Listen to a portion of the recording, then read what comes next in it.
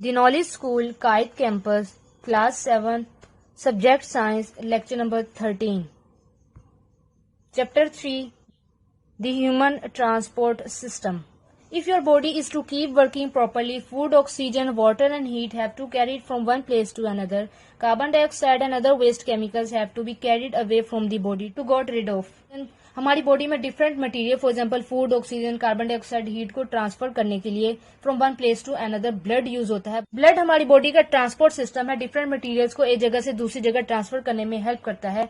Blood vessels में move कर रहा होता है. जैसे फॉर एग्जाम्पल हमने कोई सामान एक जगह से दूसरी जगह ट्रांसफर करवाना है तो हम उसके लिए ट्रक यूज करते हैं और ट्रक रोड के ऊपर मूव कर रहा होता है. सेम इसी तरह हमारी बॉडी में कोई भी चीज ट्रांसफर करने के लिए ब्लड यूज होता है और ब्लड वेसल्स में मूव कर रहा होता है. ब्लड खुद से मूव नहीं करता. हार्ट ब्लड को पंप करता है एक फोर्स के साथ, जिसकी वजह से ब्लड पूरी बॉडी में मूव करता है ब्लड वेसल्स में. The pulse, page number 18. Blood vessels में एक फोर्स के साथ मूव कर रहा होता है. You know that there are 3 types of blood vessel, arteries, capillaries and veins. Arteries में ब्लड एक सडन स्पीड के साथ मूव कर रहा होता है, जिसके थ्रू हम ब्लड के फ्लो को फाइंड आउट कर सकते हैं. ब्लड वेसल्स में ब्लड के फ्लो को हम पल्सेस के थ्रू फाइंड आउट कर सकते हैं. ऐसे एरिया जहां पर कोई आर्टरी किसी बोन के ऊपर से पास कर रही हो, वहां पे हम पल्स फाइंड आउट कर सकते हैं. हम फाइंड आउट कर सकते हैं कि ब्लड किस स्पीड के साथ फ्लो कर रहा है. पल्स के थ्रू हम ब्लड के फ्लो को फाइंड आउट कर सकते हैं और हार्ट बीट के थ्रू हम हार्ट के पंपिंग एक्शन को फाइंड आउट कर सकते हैं. ऐसा एरिया जहां पर कोई भी आर्टरी किसी बोन के ऊपर से पास आउट कर रही हो, वहां पर हम अपने थंब के थ्रू ब्लड फ्लो को फाइंड आउट कर सकते हैं. Next topic is the heart, page number 19. Blood has to move around the body continuously. This is because blood different function perform कर रहा होता है. First, oxygen has to be taken from the lungs to the cells. जब हम breathe इन करते हैं तो हमारे लंग्स में ऑक्सीजन एंटर होती है. लंग्स से ऑक्सीजन कैरी करके पूरी बॉडी में ट्रांसफर करने के लिए ब्लड यूज होता है. Dissolve food have to be taken from the liver to the sales.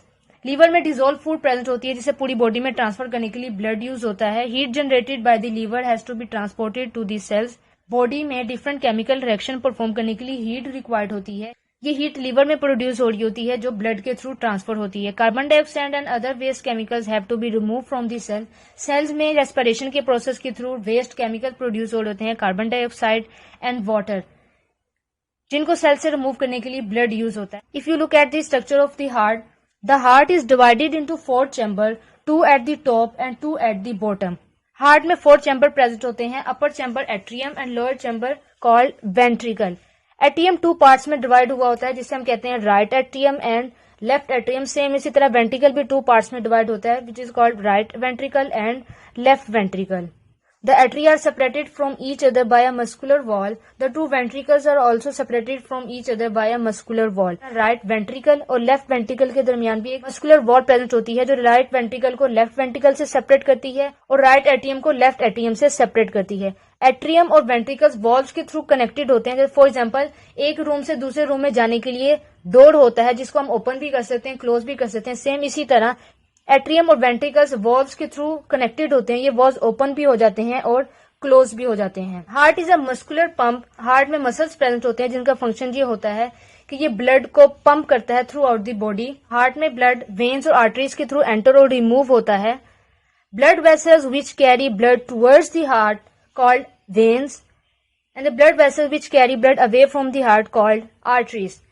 Jin blood vessels के थ्रू हार्ट में ब्लड एंटर होता है उसे हम कहते हैं वेन, और जिन ब्लड वेसल्स के थ्रू हार्ट से ब्लड रिमूव होता है उसे हम कहते हैं arteries.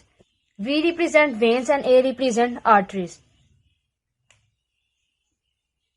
Next is the movement of blood through the heart.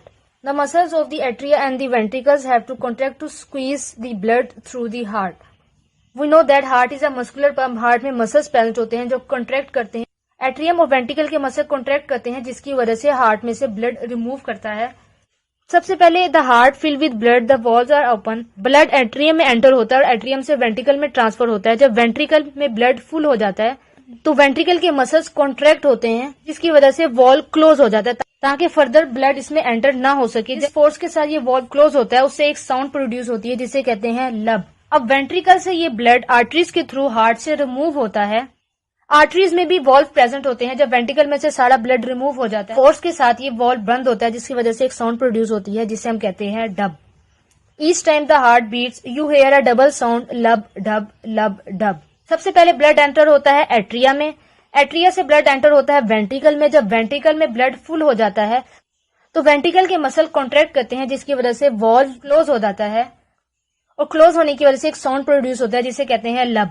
जब वेंट्रिकल में से सारा ब्लड रिमूव हो जाता है तो वॉल्व दोबारा एक फोर्स के साथ क्लोज होते हैं, जिससे डब की साउंड प्रोड्यूस होती है। Next is the blood circulation. पूरी बॉडी में ब्लड किस तरह ट्रांसफर हो रहा होता है, सर्कुलेट कर रहा होता है, वो इस टॉपिक में हमने पढ़ना है।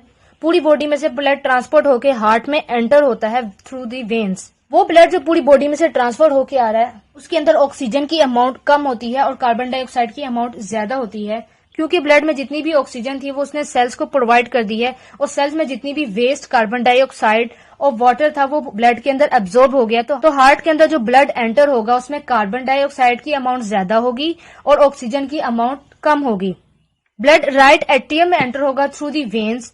उस ब्लड में ऑक्सीजन की अमाउंट कम होगी और कार्बन डाइऑक्साइड की अमाउंट ज्यादा होगी, क्योंकि वो ब्लड पूरी बॉडी से ट्रांसफर होके आया है, पूरी बॉडी में ऑक्सीजन प्रोवाइड करके आया है। अब ब्लड राइट एट्रियम से राइट वेंट्रिकल में एंटर होगा। इस ब्लड को ऑक्सीजन चाहिए तो हार्ट इस ब्लड को लंग्स में ट्रांसफर कर देगा। जब हम ब्रीथ इन करते हैं तो हमारे लंग्स में ऑक्सीजन एंटर होती है। ब्लड इस ऑक्सीजन को लंग्स से कैरी करते हैं और पूरी बॉडी में ट्रांसफर करते हैं।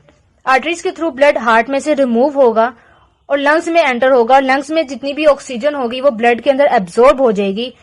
देन ये ब्लड अगेन लेफ्ट एट्रियम में एंटर होगा। लेफ्ट एट्रियम में जो ब्लड एंटर हुआ है उसके अंदर ऑक्सीजन की अमाउंट बहुत ज्यादा है और कार्बन डाइऑक्साइड की अमाउंट बहुत कम है, क्योंकि ब्लड में जितनी भी वेस्ट कार्बन डाइऑक्साइड और वाटर था वो सारा लंग्स में रिमूव हो गया था और लंग्स में जितनी भी ऑक्सीजन थी वो ब्लड ने अपने अंदर एब्जॉर्ब कर ली थी।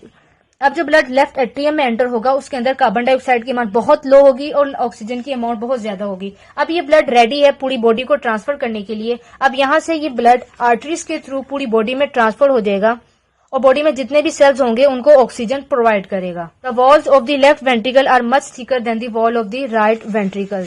अगर हम हार्ट का स्ट्रक्चर देखें तो लेफ्ट वेंट्रिकल की वॉल बहुत ज्यादा थिक होती हैं, स्ट्रॉन्ग होती हैं as compare to right ventricle.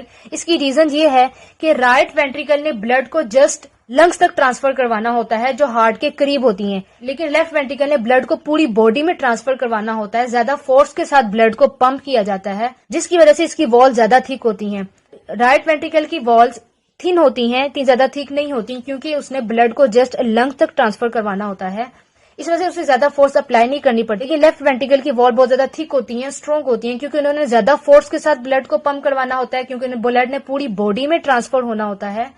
That's why the wall of left ventricle are much thicker than the wall of right ventricle. Simple sketch है जिसके थ्रू ब्लड ट्रांसपोर्ट करता है। सबसे पहले ब्लड एंटर होगा from the body into right atrium, then उसके बाद right ventricle. Right ventricle से वो जाएगा लंग्स में, लंग्स में से ऑक्सीजन को कैरी करेगा और लेफ्ट एट्रियम में एंटर होगा। लेफ्ट एट्रियम से लेफ्ट वेंट्रिकल में और लेफ्ट वेंट्रिकल से पूरी बॉडी में ट्रांसफर हो जाएगा थ्रू आर्टरीज।